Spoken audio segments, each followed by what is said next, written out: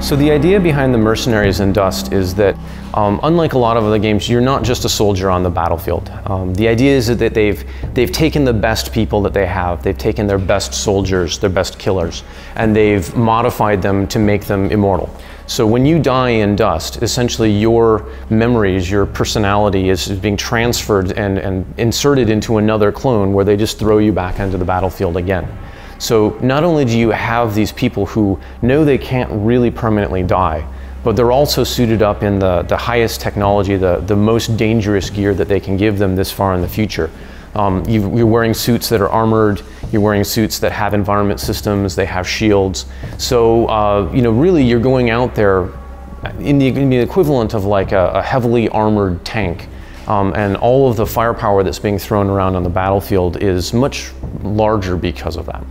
Another key difference with Dust is when the boots hit the battlefield.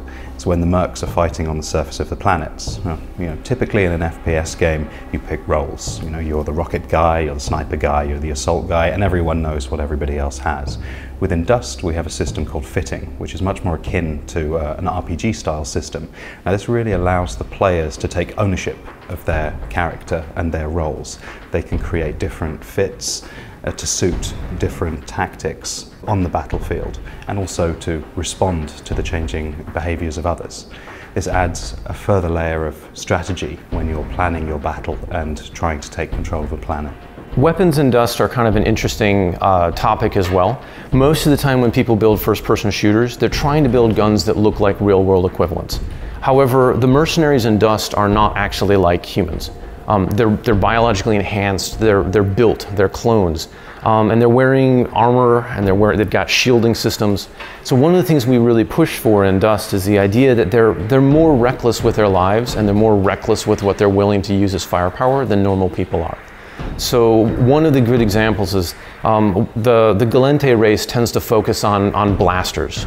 And blasters are essentially a plasma technology. You're accelerating stuff into a plasma state, wrapping it in a magnetic bottle, and then throwing at people to light them on fire.